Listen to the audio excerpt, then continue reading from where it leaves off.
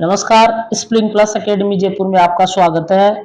हम आज पढ़ रहे हैं संज्ञा टॉपिक के पीवाईक्यू, यानी आरएसएसबी बोर्ड और आरपीएससी द्वारा विभिन्न प्रतियोगी परीक्षा में पूछे गए लेटेस्ट प्रश्न। तो स्टार्ट करते हैं।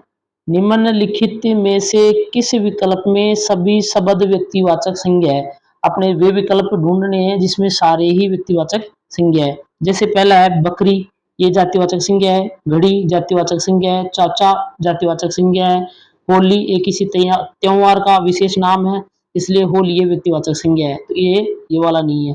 अगला देखो, जनवरी किसी महीने का नाम है तो व्यक्तिवाचक है। पृथ्वी दुनिया में एक ही है, इसलिए व्यक्तिवाचक है। चांदनी चौक एक स्थान विशेष का नाम है, इसलिए व्यक्तिवाचक। प्रदीप ये भी क्या है? व्यक्तिवाचक संज्ञा, किसी का नाम है। इस विकल्प में सारे ही क्या है? व्यक्तिवाचक संज्ञा के उदाहरण है, तो इसका आंसर हो जाएगा 2। नेक्स्ट वाला क्वेश्चन देख, निम्न में से जातिवाचक संज्ञा है बुराई, ये तो क्या हो जाएगा? बुरा प्लस आई। बुरा कैसा है? बुरा है, यानी विशेषण से बना हुआ शब्द है, और ये हो गया भाववाचक संज्ञा। मूर्खता यानी मूर्ख होने का भाव दर्शाता है, इसलिए ये भी भाववाचक संज्ञा है। कैसा है? मूर्ख आदमी है ना, तो ये मूर्ख प्लस था, ये भी भाववाचक संज्ञा है ना। ये पशु ये जातिवाचक संज्ञा है। भिन्नता यानी भिन्न होने का भाव है ना। भिन्न क्रिया प्लस ता, तो भिन्न क्रिया में अब अगर ता जोड़ देंगे तो ये भिन्न होने का भाव दर्शाता है, तो ये भी भाववाचक संज्ञा है। तो इसमें जातिवाचक संज्ञा कौन सी हो गई? पशु।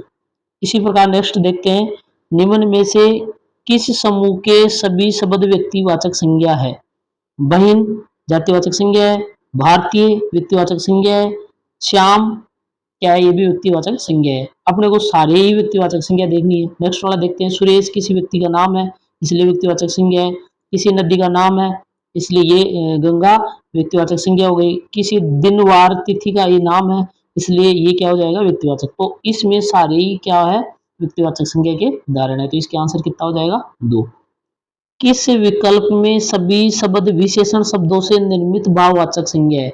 यानी जितनी भी संज्ञा बनी हुई है भाववाचक, वो सारे के सारे विशेषण से बना है।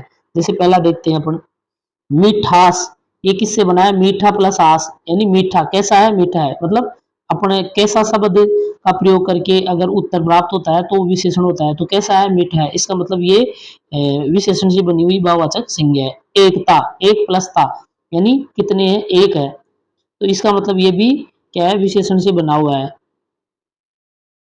भाववाचक संज्ञा है। अच्छा कैसा है? अच्छा है। अच्छा प्लस आई, तो इसका मतलब क्या है? ये भी विशेषण से बना है, तो ये तीनों ही विशेषण से बने हुए शब्द है, इसलिए विशेषण से बने हुए शब्दों की भाववाचक संज्ञा ये है, तो इसका उत्तर हो जाएगा 1।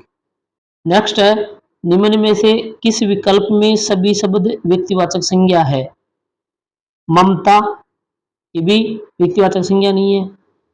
बैल ये जातिवाचक संज्ञा है। राधे श्याम व्यक्तिवाचक संज्ञा है। और अगला वाला देखते हैं, राधे श्याम किसी व्यक्ति का नाम है, इसलिए व्यक्तिवाचक संज्ञा है। पन्नालाल किसी व्यक्ति का नाम है, ये भी व्यक्तिवाचक संज्ञा है। हिमालय किसी पर्वत का नाम है, इसलिए ये भी व्यक्तिवाचक संज्ञा है। तो यानी 2 वाले में विकल्प में सभी व्यक्तिवाचक संज्ञा के उदाहरण है, तो इसका उत्तर क्या आ जाएगा? 2। नेक्स्ट देखते हैं, निम्नलिखित में से किस विकल्प में सभी शब्द भाववाचक संज्ञा है? पहला है अकेलापन।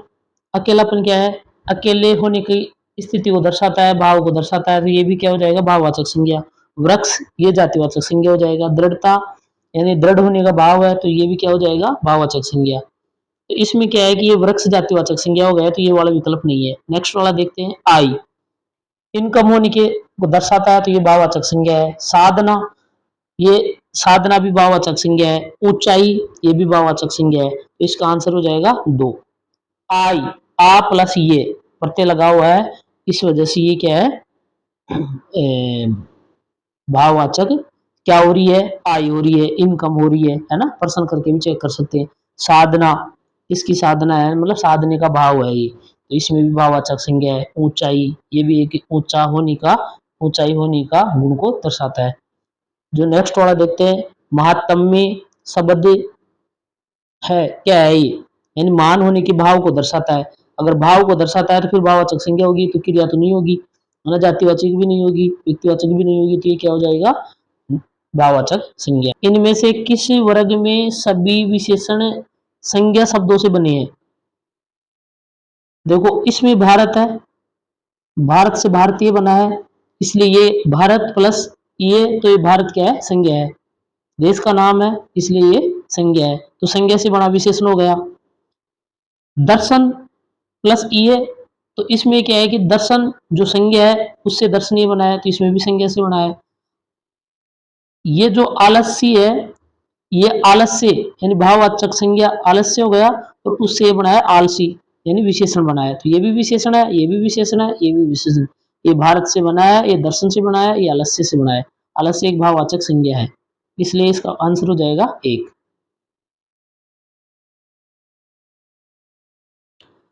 नेक्स्ट है, निम्नलिखित में से कौन सा शब्द जातिवाचक संज्ञा से निर्मित भाववाचक संज्ञा नहीं है? जैसे सटता, सट संज्ञा है प्लस ता, है ना, इसमें भी भाववाचक संज्ञा है। बंधुत्व है, तो बंधु प्लस तु है, तो बंधु, बंधु शब्द क्या हो जाएगा? इसका जातिवाचक संज्ञा हो जाएगा। इसमें सट प्लस ता, इसमें भी जातिवाचक संज्ञा हो जाएगा। पशुता, पशु प्लस ता, इसमें भी जातिवाचक संज्ञा हो जाएगा। लेकिन कंजूसी ये विशेषण से बना है, इसलिए ये क्या है? जातिवाचक संज्ञा से बना हुआ नहीं है, भाववाचक संज्ञा जो कि इससे बना हुआ नहीं है, इसलिए इसका आंसर हो जाएगा 4। निम्न में से किस विकल्प में सभी शब्द भाववाचक संज्ञा नहीं है? जैसे इसमें भी भाववाचक संज्ञा है, तो इसको छोड़ दो आप। राष्ट्रीयता, देवत्व, इसमें भी भाववाचक। माधुर्य, इसमें भी भाववाचक संज्ञा है, तो ये वाला भी नहीं है। नम्रता, दासता, मतलब दासता, व्यवहारिक, इसमें भी भाववाचक संज्ञा है। दानव जातिवाचक संज्ञा है, मनुष्य जातिवाचक संज्ञा है, ब्राह्मण जातिवाचक संज्ञा है, तो इसका आंसर क्या हो जाएगा? 4। ऐसे ही नेक्स्ट वाले विकल्प में देखते हैं, नेक्स्ट वाले क्वेश्चन में किस विकल्प में सभी शब्द भाववाचक संज्ञा है? जैसे भाववाचक संज्ञा की बात करें तो बालक ये की जातिवाचक संज्ञा हो गया, तो ये वाला भी नहीं है, क्योंकि सभी अपने को भाववाचक संज्ञा देखनी है। पशुता, इसमें जातिवाचक संज्ञा है ना। पुस्तक, शौर्य, ये भी ये नहीं है। सौंदर्य, अपनापन, है ना, तो ये भी नहीं है, क्योंकि भी जातिवाचक संज्ञा है, भाववाचक संज्ञा। अब नेक्स्ट वाला देखते हैं, ईर्ष्या यानी किसकी भावना है? ईर्ष्या की, तो ये भाववाचक संज्ञा है। बचपन एक दशा, दशा या अवस्था है, ये भी भाववाचक संज्ञा है। नैतिकता, ये नीति के गुण को दर्शाता है, तो ये भी भाववाचक संज्ञा है। तो चौथा में सभी भाववाचक संज्ञा के एग्जाम्पल्स है। नेक्स्ट वाला देखते हैं, किस वाक्य में संज्ञा शब्द बहुवचन रूप में प्रयुक्त नहीं हुई है? मेले में बहुत भीड़ थी, तो ये क्या है कि भीड़ है ना, ये एक वचन के रूप में प्रयोग होती है। अब इसमें दे रखा है कि किस वाक्य में संज्ञा शब्द बहुवचन रूप में प्रयुक्त नहीं हुई है, तो यहाँ पे बहुवचन रूप में प्रयुक्त नहीं हुई है, तो इसका आंसर है 1। नेक्स्ट वाला है, निम्न में से भाववाचक संज्ञा का उदाहरण है। मित्र जातिवाचक है। कैसा है? मीठा है, विशेषण है। निज, ये सर्वनाम है। गर्मी, ये तापमान की स्थिति को दर्शाता है, तो इसका भाववाचक संज्ञा क्या हो जाएगा? गर्मी, है ना, मतलब क्या हो रही है? गर्मी हो रही है, तो आंसर मिल रहा है, तो इसका उत्तर क्या हो जाएगा? गर्मी। निम्न में से जातिवाचक संज्ञा का उदाहरण नहीं है। हाँ, गांव एक जातिवाचक संज्ञा है। सती, जैसे कोई सती हो जाती है तो व्यक्ति विशेष हो जाती है, तो ये क्या है? व्यक्तिवाचक संज्ञा। वैसे सती होने का भाव को भी दर्शाए, तो ये भाववाचक संज्ञा भी हो सकती है। विद्वान, है ना, विद्वान होने का ये है, तो ये भी जातिवाचक संज्ञा है। ठगी, ये गुण को दर्शाता है कि उसमें ठगने की भावना है, इसलिए ये इसका आंसर हो जाएगा 4।